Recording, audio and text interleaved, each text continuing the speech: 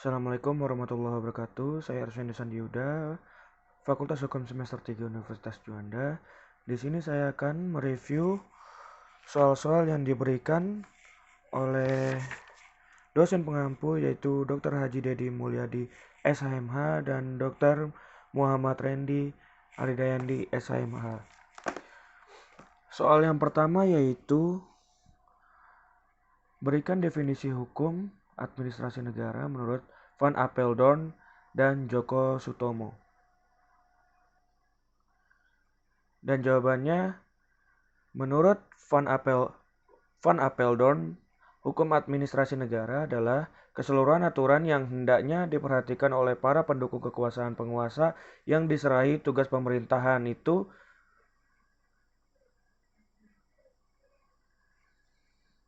Lalu yang menurut Djoko Sutomo, hukum yang mengatur tentang hubungan-hubungan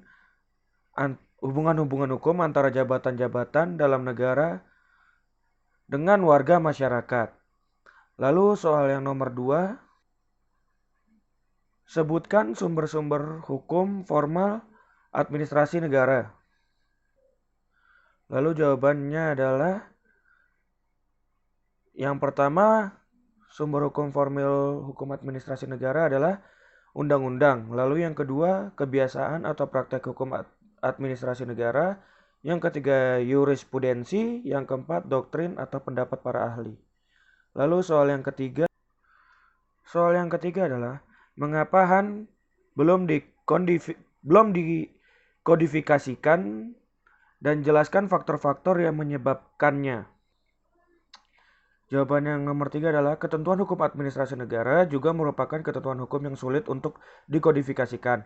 Hal ini disebabkan karena kaidah hukum administrasi negara bukan merupakan produk suatu lembaga saja, akan tetapi adalah produk dari berbagai lembaga negara maupun lembaga pemerintahan.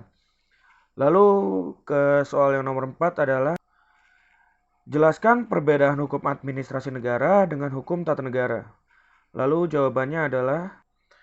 Jawabannya adalah perbedaan hukum tata negara dan hukum administrasi negara, yaitu hukum tata negara adalah menetapkan tugas, yakni memberikan wewenang kepada badan kenegaraan. Lalu hukum administrasi negara adalah tugasnya melaksanakan tugas yang telah ditentukan.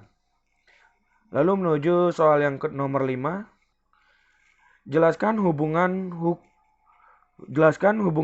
hukum administrasi negara dan hukum tata negara. Lalu Jawabannya adalah hukum tata negara fokusnya adalah hukum rangka dasar dari negara sebagai keseluruhan, sedangkan hukum administrasi negara fokusnya merupakan bagian khusus dari hukum tata negara. Hubungan antara Han dan hukum tata negara mirip dengan hubungan antara hukum dagang dengan hukum perdata, di mana hukum dagang merupakan spesialisasi dari hukum perikatan di dalam hukum perdata. Lalu soal yang nomor 6 adalah apa yang dimaksud dengan ketetapan atau basicing?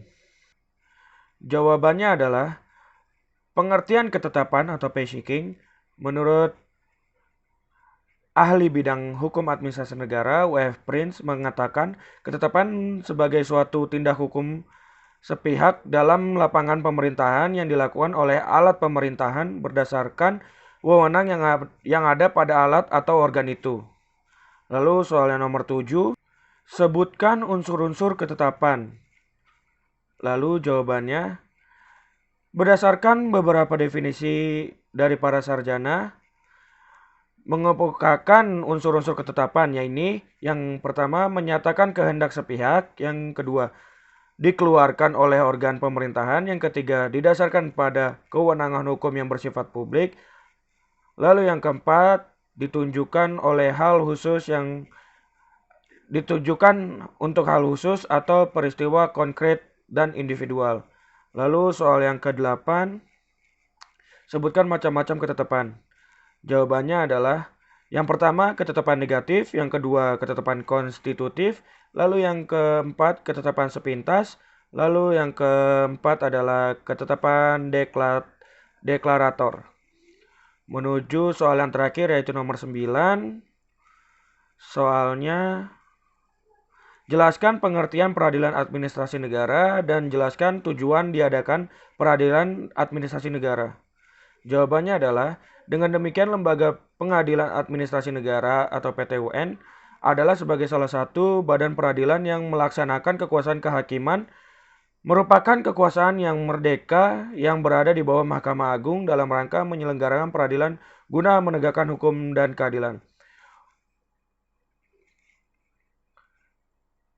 Dan tujuan diadakannya adalah karena itu secara filosofis tujuannya pembentukan peradilan administrasi negara adalah untuk memberikan perlindungan terhadap hak-hak perseorangan dan hak-hak masyarakat sehingga tercapai keserasian, keseimbangan dan keselarasan antara kepentingan perseorangan dengan kepentingan.